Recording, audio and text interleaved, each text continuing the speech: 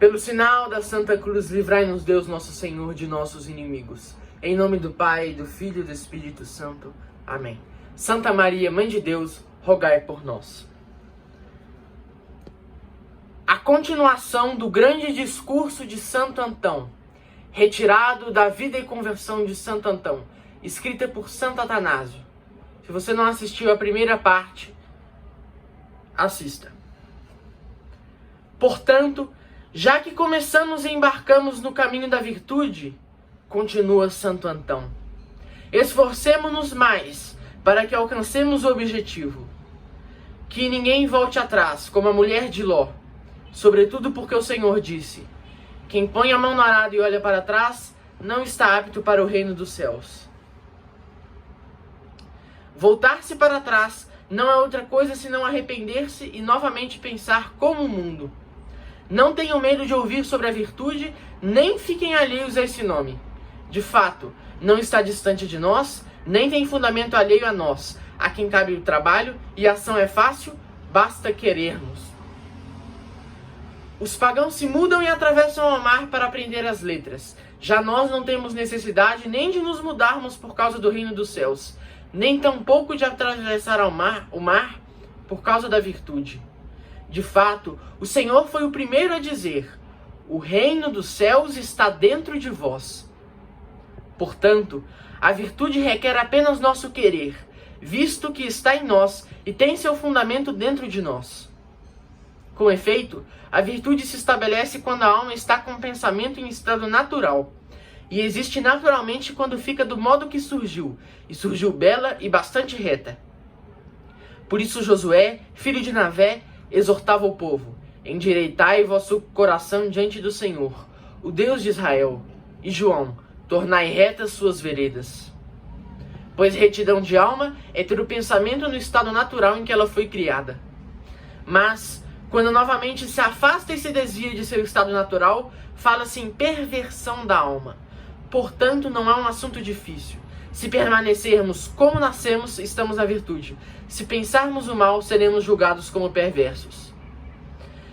Aqui cabe uma observação que na Santo Antão aqui quer dizer quando nascermos para Cristo, quando nascemos no batismo, porque quando nascemos da nossa mãe, do sangue, da carne e do sangue, estamos contaminados pelo pecado original, mas a partir do batismo não.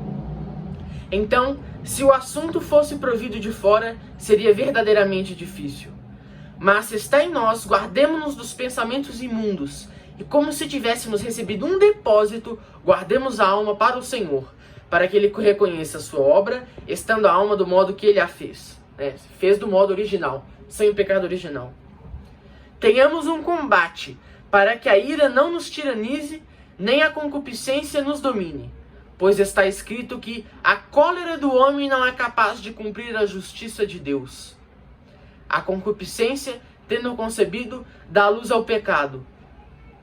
E o pecado, atingindo o termo, gera morte. Vivendo assim, sejamos seguramente sóbrios, e como está escrito, guardemos nosso coração com todo cuidado. De fato, possuímos inimigos terríveis e perversos, os maus demônios. Como diz o apóstolo, é contra eles o nosso combate. Não é contra o sangue nem contra a carne, mas contra os principados, contra as autoridades, contra os dominadores deste mundo de trevas, contra os espíritos do mal que povoam as regiões celestiais.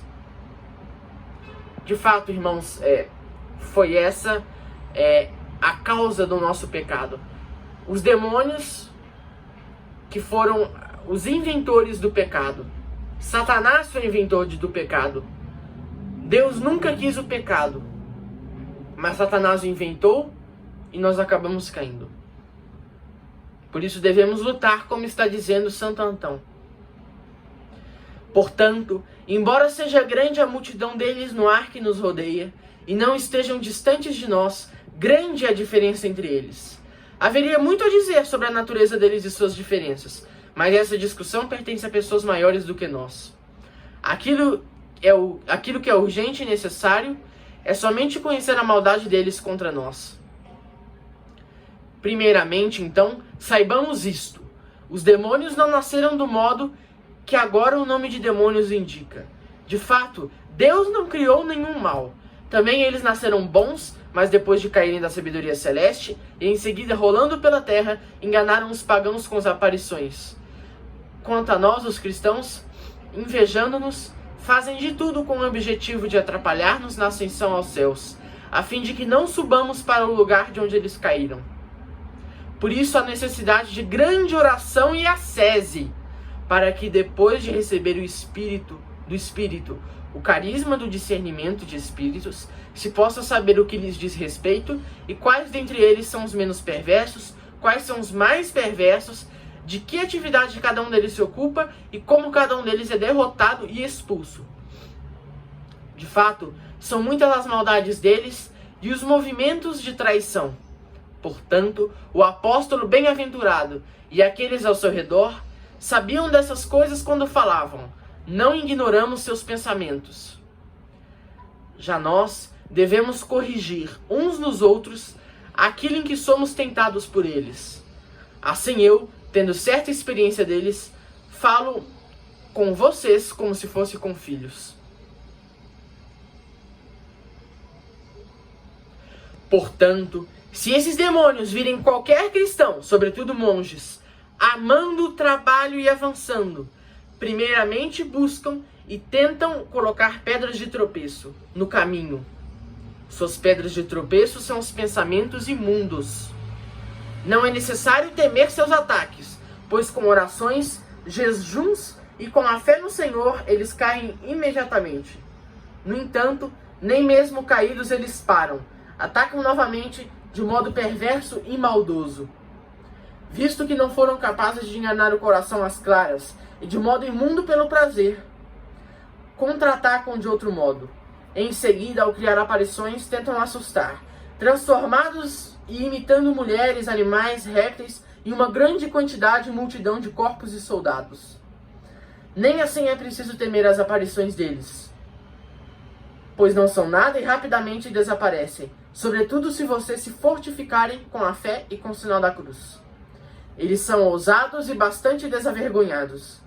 De fato, se são derrotados também assim, atacam novamente de outro modo, e fingem fazer previsões e anunciar o que há de vir no dia seguinte, e mostram-se elevados, atingindo o teto e de tamanho tão largos, para que peguem com essas aparições aqueles a quem não conseguiram enganar com os pensamentos. Se dessa maneira encontram a alma enfraquecida na fé e na esperança do pensamento, em seguida trazem seu chefe.